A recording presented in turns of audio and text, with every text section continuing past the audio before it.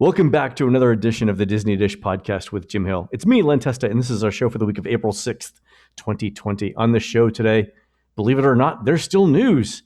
And in our main segment, Jim tells us the history of Flower and Garden at Epcot. Let's get started by bringing in the man who points out that if pineapples developed a spiky outside to protect its delicious fruit inside, imagine how tasty a hedgehog must be. It's Mr. Jim Hill. Jim, how's it going? It's just ironic you're talking about pineapples because just a day or so ago, Nancy and I got our box from Misfit Market. Have I talked about this previously? It's damaged fruit. I've heard it. I know what it is. It's damaged fruit, right? Like stuff that's not aesthetically pleasing enough to make it to like Whole Foods. This is true. And Nancy's a big supporter of this idea, but I'm the one who cooks in the house, and having a time bomb of produce that's going south, it is a lot of pressure, Len. That's right.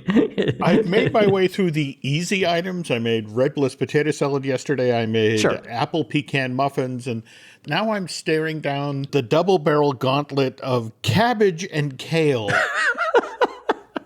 There isn't a human being who can make anything really edible out of this. It's just basically, it's like, let's just say it. You're compost. Coleslaw for everyone, Jim. We're social distancing. I can't even go to my neighbors. It's like, hi, here's a horrible bowl of green slop for you. I'm being thoughtful. Yeah, what do you do with cabbage when you can't make coleslaw? Oh, Jim, kimchi. Great. Okay. So it's something to bury in the yard, to come back to in 5 months. If I remember where it is in the yard, go out. No, there's a dead bear. Oh, he found the kimchi. Okay. So you could leave it for the people who buy your house when you sell it. Which thing smells worse, the bottled thing of kimchi or the septic tank? See, I was thinking that as you, after you sign the papers to close in the house and you exchange the keys, you turn around as you're like closing the door and you say, by the way, I buried some stuff in the backyard, and then just leave. Like, get in the car and go. I'll remind you of that when we're talking about the tree farm. All right, fair enough. Jim, let's do a quick shout out to subscribers over at disneydish.bandcamp.com. By the way, Jim, record number of subscribers. Congratulations to all of us. Okay. All right. Yeah. Thanks to new subscribers, Troy H., Allie M. in Texas, and Anthony L.E., and longtime subscribers Alex B., Kelly R., and DD in New York. Jim, these enterprising folks have discovered that the unused cotton candy from Disney's theme parks can substitute as environmentally friendly home insulation. So if you're taking the time now to do some home remodeling, they can get you a sweet, sweet deal. True story. Just a reminder to all of the small people who are in the car listening as Daddy is listening to this podcast, Uncle Len really isn't serious when he talks about how the pink household insulation is cotton candy. Or at least, let me say, I'm distancing myself from Len making this claim. I didn't say the stuff in the house currently is. I said that unused cotton candy could be. Two completely different things. Be sure to stress that to your attorneys. To your attorney, exactly. Let me go over exactly what I said. Speaking of attorneys, let's do the news, Jim. Disney buys some land. So our friends over at WDWNT.com are reporting that Disney bought a little over 26 acres of land about half a mile or so west of the Grand Floridian. Two things here, Jim. One, did you know that there was land available half a mile west of the Grand Floridian? I didn't. Back in 65, when Disney announced they were building this project, there was the equivalent of an Oklahoma land rush. That, people began to snatch up pieces of property, mostly down by I-4 thereabouts. In fact, there were some people who were able to retire just on selling, a quarter of an acre of land, which then became a gas station or the closest one to property. But yeah, there were also people who bought up by the northernmost corner of Disney, which turned out to be maybe not the best thing, but it's not like they're making new real estate, unless, of course, the volcano comes up out of the ground. So yeah, what people need to remember, though, is in addition to these 26 acres of land that were bought out like a mile or a half mile or so from the Grand Floridian, last December, Disney also bought 235 acres, pretty much in the same area. So what's the long-range plan here? If you look at the original plan for Walt Disney World, we had lots of resorts that were proposed. The Persian resort, the Venetian resort, the Thai. And, for example, the Persian one never got built because that sort of became the boat dock area for Seven Seas Lagoon and Bay Lake. And of course, the Venetian Pavilion never got built because of the marshy ground out by the TCC. But Right. long range, the Magic Kingdom is the most popular theme park on Walt Disney World property.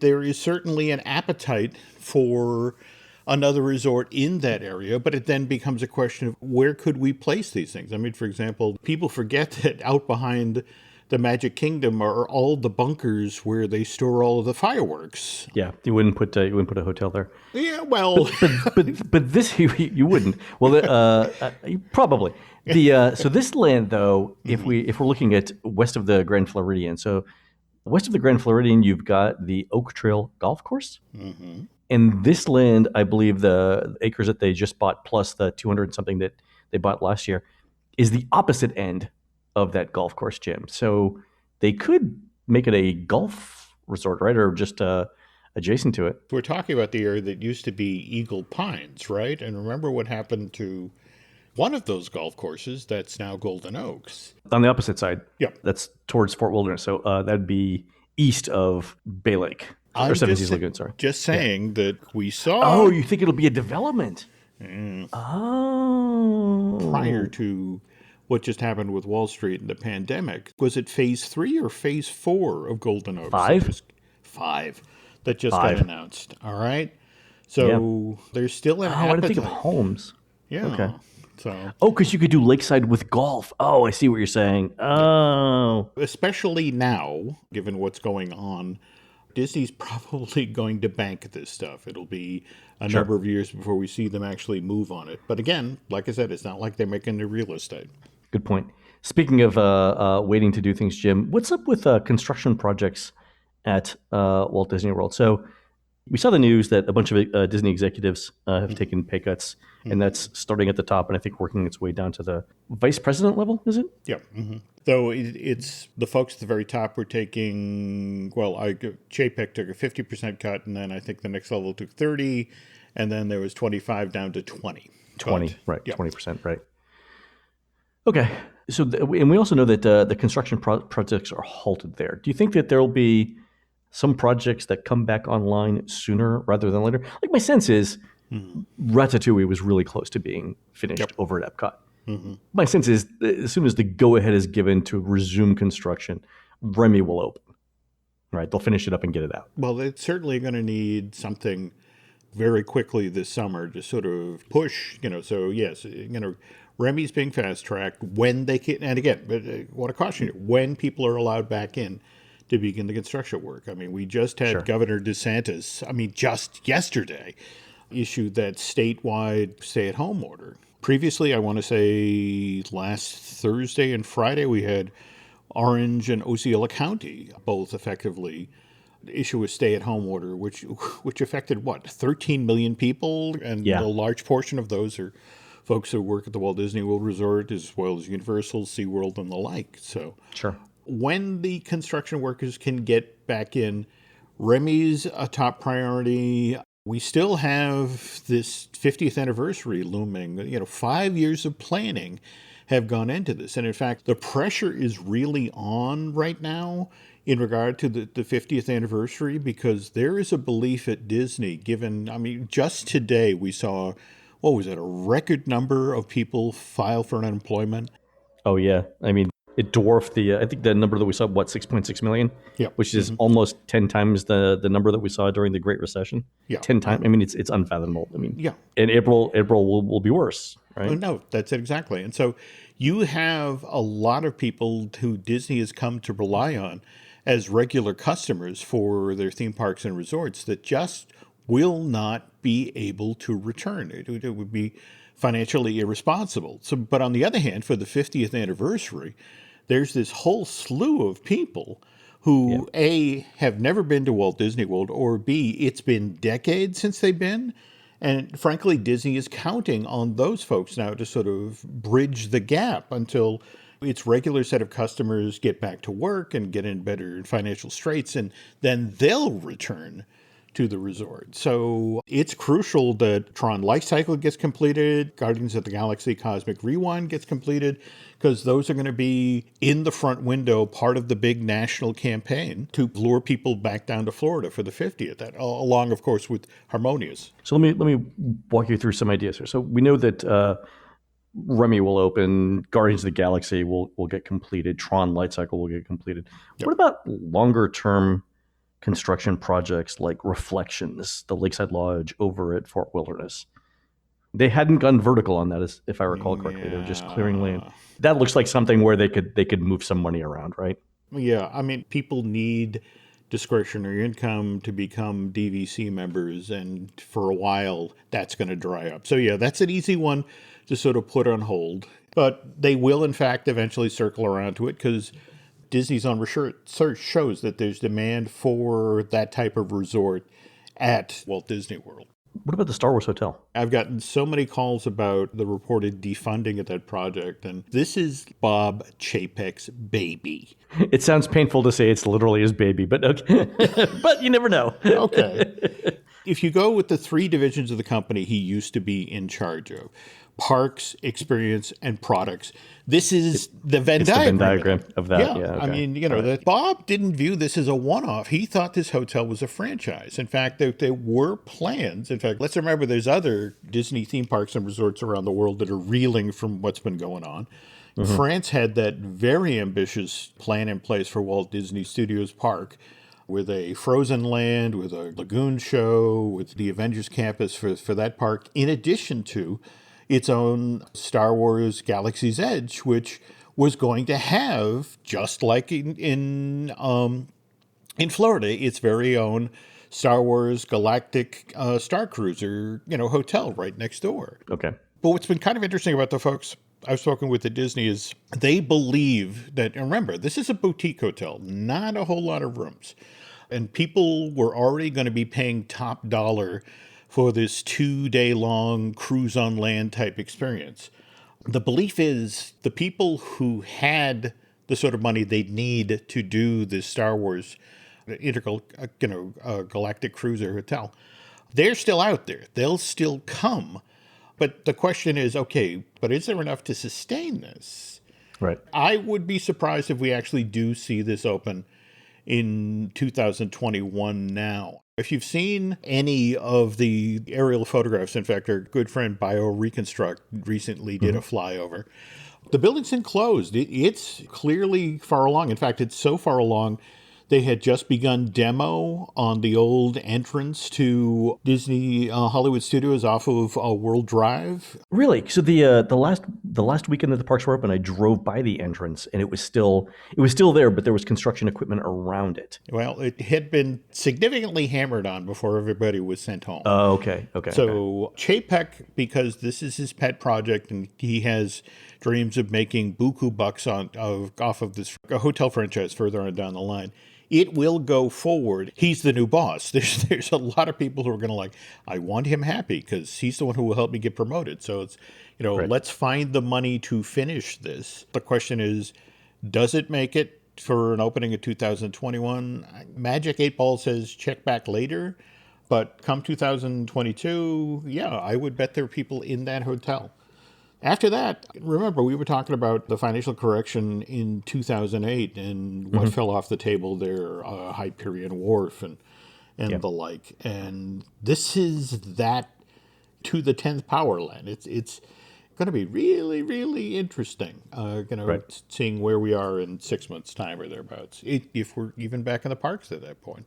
All right, so we'll see what's going on later on those. But it looks like that the things that were supposed to be opening in the near future are still going to open in the near future, and that's good. It's something to look forward to. But there's a number of things like that sort of island in the sky thing that was supposed to be sort of party central for World Celebration at Epcot. Oh, right, yeah. Going to be interested to see if that actually makes it off the drawing. Yeah, I wonder what happens to the Epcot construction plans, because those were ambitious. They were longer term and they were expensive. We'll see. Yeah. All right, folks, just a quick reminder. Touring Plans is doing a virtual movie night every Friday night at 8 p.m. Eastern, where the movie is related to a Disney or Universal theme park ride. You You can log on to the chat feature at touringplans.com or on Twitter, use the hashtag LinerMovieNight, and we'll make goofy comments about the movie as it plays. This week's movie is Emperor's New Groove. Bring it on. And be sure to follow Touring Plans on Twitter to vote for each week's film. We're going to take a quick break. When we come back, Jim is going to tell us about the history of Flower and Garden Festival at Epcot. We'll be right back. This episode is brought to you by LinkedIn. Psst, healthcare pros, word's out, and it's too good to keep quiet. Look, LinkedIn is revolutionizing job hunting, making it possible to search by specialty, shift preference, and salary. Endless scrolling is out. Whether it's a mental health therapist or dental hygienist, finding the perfect role is faster and easier than ever. Head to linkedin.com/healthcare and start your search today. This podcast is brought to you by Carvana. Carvana lets you buy your next car on your terms. Explore a massive inventory online, filter for what matters, and find your perfect match. Then choose delivery to your home or pick it up at one of Carvana's iconic car vending machines. Every car also comes with a 7-day money-back guarantee, so you can make sure it's the right fit. Buy your car on Carvana. Delivery or pickup fees may apply. Limitations and exclusions may apply. See our 7-day return policy at Carvana.com. Carvana. All right, folks, we're back. And Jim is here talking about the International Flower and Garden Festival at Epcot, which reminds us of the outdoors, something that is in desperate short supply right now. I remember outside. Yeah. I was joking with Laurel the other day. It's like I try and get out once a day, just to get outside. And then I was telling her it must be like what it feels like in prison for that 1 hour a day you're allowed in the yard. Like, all right, this is my time. Got to stretch out. If I can find a weight bench out in the open, maybe a basketball court. I don't know. I'm just saying, Len, again, it's important to acquire new skills at a moment like this, but turning toothbrushes into shivs, no. Shivs, exactly. Yeah, and that you mentioned that. Somebody asked me the other day, and I didn't catch it at the time, what the difference is between a shank and a shiv. And I should have asked why. It didn't occur to me at the time. But I'm like, here's an isolation tip. If you're quarantined with your family and you're sheltering in place indoors, and they start asking questions like, what is the difference between a shank and a shiv? It may be time to go outside. Or more to the point, are we talking veal shanks? Because I think one of those is braised. Yeah, the other one might be roasted. I'm not entirely sure. Yeah. Anyway, bringing it back, Jim. Epcot International Flower and Garden Festival. This year, right, started on March 4th. I was there. We did a whole show about the great food that was there. We did, right? Yeah. It was supposed to end June 1st. It will definitely end on June 1st. I will guarantee, Jim, on June 2nd, Flower and Garden Festival will not be in Epcot. Yeah, you will not be able to see it at Epcot.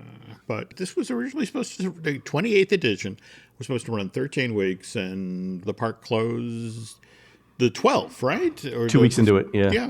I think the 17th or 18th. Yeah, there we go. 2 weeks in. There we go. Yeah. Okay, so if we jump back to the very first one, it was held back in 1994, only 5 weeks long, and actually didn't start till the middle of this month. It started on April 23rd. But remember, 1994, very big year for Epcot. That was the year that Epcot Center effectively got rebranded. This was an incredibly short-lived initiative, Len. Remember when Epcot went from being Epcot Center to Epcot 94? I forgot about Epcot 94. That's right, because they were doing years of Epcot, right? Like Epcot and then the year. They did two. They did Epcot 94 and Epcot 95, and then finally somebody said, I am sitting on a giant pile of Epcot 94 t-shirts. Can we stop doing this? Yeah. Because they ain't selling. But anyway, the other reason that the whole Epcot 94 thing, because that's when Communicore was undergoing this massive change. And July 1st of that year was when the centermost portion of Future World reopened as Innoventions, 100,000 square feet of cutting-edge technology. But in order to do this, in order to make this change, Communicore had to close January 30th, 1994. And since Innoventions isn't going to open July 1st, that meant from February 1st through June 30th, 1994, people entering Epcot would basically encounter this quarter-mile gauntlet of construction walls before they finally reach the theme park. The more things change, Jim. I was about to say! All right, so this is what people forget about Epcot's very first International Flower and Garden Festival, that it was largely planned as a distraction from all of the construction that was going on at the very heart of Future World at the time. So all of these flowers were in essence Disney saying, don't look at the construction wars. Look at these brightly colored beds of annuals. Like, ooh. But you know what? If there's anything that you could get to contrast with the go away green wall construction walls, brightly colored flowers is a great idea. It's brilliant. Yeah. As Epcot was originally designed, there actually wasn't a whole lot of space left for flower beds. Future World was 100 acres. A World Showcase was 85 acres with a 40-acre lagoon in its center. Future World's 100 acres? Really? That's huge. 100 acres? Well, you got to remember you're including back of house. In fact, okay. I was going to say, because the Magic Kingdom itself is less than 100 acres, right? And the other thing, frankly, if you go for the official Epcot footprint, they say it's 300 acres, and that includes the parking lot. So, as the Imagineers were planning Epcot Center, 44 acres of Future World and 44 acres of World Showcase were designated as areas that needed landscaping. So here's Walt Disney World's landscaping team. They spend the 4 years out ahead of Epcot Center's October 1982 grand opening, gathering specimens for this theme park, which involves the acquisition of 12,500 specimen trees, Len, 125 different species. 12,000 trees for Epcot. 12,000 trees for Epcot, which pales next to the 25,000 individual shrubs and ground cover, 320 varieties of those, and then just 5.5 acres for annual flowering plants. Oh, okay. And we've seen the flowering plants too. The thing with those is that they're sort of spaced out more. Oh, sure. Whereas we all know that the flower and garden plants are really dense to get that bright concentration of flowers. Sure. Absolutely. But again, remember that this is something that's done after the fact, after the initial plan. In fact, the other thing to remember that in order to acquire the space that's needed for all of these plants prior to the park opening, Walt Disney World had to radically expand its on-site nursery and tree farm. That started in 1968 as a 30-acre horticultural research center and built at the north end of Disney World property. In fact, they put it at the north end because the notion was, well, when it comes time to actually plant stuff in the Magic Kingdom, we don't have to haul the trees all that far. We won't traumatize them as we're moving them over to work site. By the way, I came across this great story that we all know about, how when you're at the Magic Kingdom, you're not really on the ground floor. You're actually basically on the second floor of the building with the utilidors and all that below you. Likewise, that all of the land that the Magic Kingdom sits on was excavated out of the site where Seven Seas Lagoon was dug. Right. But Morgan Bill Evans, the gentleman who landscaped Disney theme parks around the world, had this very interesting story about, they bring in, they haul all that soil there, they start building the Magic Kingdom, and they then start planting trees and shrubs in the soil that had been hauled out of Seven Seas Lagoon. And Bill's like, but, when we did that, we turned the ground upside down and wound up with the heavy clay that was the bottom. Oh, right. But that's now on the top. So now when we're planting trees and shrubs in the soil, it's the equivalent of planting something in a marble bathtub. The roots can't go out into the soil. So because it's clay. It's clay. So they wound up having lots and lots of plants. And remember, they had carefully acclimatized all of these things to Central Florida and initially thought, well, we screwed up. Clearly they weren't acclimatized. And it was only when they dig them up and see the root ball hadn't really grown out, because it couldn't. In the hard clay, it was like, oh, damn. And they had to, right. Everywhere that they had trees and planters and that sort of thing, they had to scrape out all of that soil, put in new rich loam, and only then did stuff in the Magic Kingdom start growing the way it was supposed to. I was going to say, did they have the same problem they would have the same problem at Epcot, right? Because they had to take out the dirt for World Showcase Lagoon, which presumably They did. But this time, that's a lovely thing about institutional memory. It's like, oh, let's not do that again. Yeah. As my dad used to say, you don't learn anything the second time you're kicked by a mule. There you go. So what they actually do is they scrape all of the soil out for, again, that 40-acre World Showcase Lagoon, which, by the way, included some evidently giant, horrible-shaped root masses, and then hauled them a quarter mile away. In fact, when they went to go build the Caribbean Beach Resort in the late 80s, they then had to move all of the root masses and that sort of thing because this was the site. Really? Is that where it was? Yeah, well, again, that's hysterical. Yeah. But anyway, the plan for Epcot's landscaping is done at the same time as World Showcase buildings are being planned. And that's largely because of the enormous amount of time that's involved, the lead time you need when you're dealing with exotic trees. And that's, people forget that, for example, when the France Pavilion opened up, one of the things that was interesting is they actually brought over Leiden trees, I think they're called. They're these lovely flowering trees from France. And they needed those to acclimatize to Central Florida before they could plant them. Only 5.5 acres of this entire 300-acre theme park had been set aside for bedding annuals. So, and yet, when guests arrived for the very first International Flower and Garden Festival in April of 1994, Epcot 94 had 165,000 flowering annuals scattered in more than 250 beds around that theme park, including a necklace of 75,000 impatiens that then served as a buffer between the construction site, again, your go-away green fences, and World Showcase Lagoon. All right, so here's my first question. Do they buy the impatiens or do they grow them from seed? Because you think it'd be vastly cheaper to grow everything from seed, but would it be? Because then you'd have to pay the people to grow them, right? What's the cost-benefit analysis on buy versus grow? As I recall with the first one, they turned the key on this project very, very quickly. So they were reaching out to third-party vendors, and especially when you factor in the changeable Florida weather, I mean, you weren't just ordering 165 flowering annuals. You were ordering, 300,000, 400,000, because you were going to have to replant, when plants would wither if there was a sudden frost or brutal heat wave or that sort of thing. So third-party vendors were rolling backstage and dropping off these flats day after day after day. And it was the 70 horticulturists who worked at Epcot 94 who pulled this off. I mean, they'd show up on third shift. They'd load up their Pargo, drive out to wherever they're supposed to be planting, and in the dark, a lot of them working with headlamps and that sort of thing, they do all of their planting right up until there'd be this announcement to the effect, your attention, please. World Showcase is scheduled to open in 15 minutes. All vehicles and support equipment should be removed from World Showcase Promenade at this time. And everybody would load up their Pargos and drive off stage, and as the guests came in, all they saw were brightly covered flowers. They didn't notice the construction walls around what was eventually going to be Innoventions. Innoventions opens July 1st of that year. And tail end of the year, the folks at Guest Relations tally up the guest comments.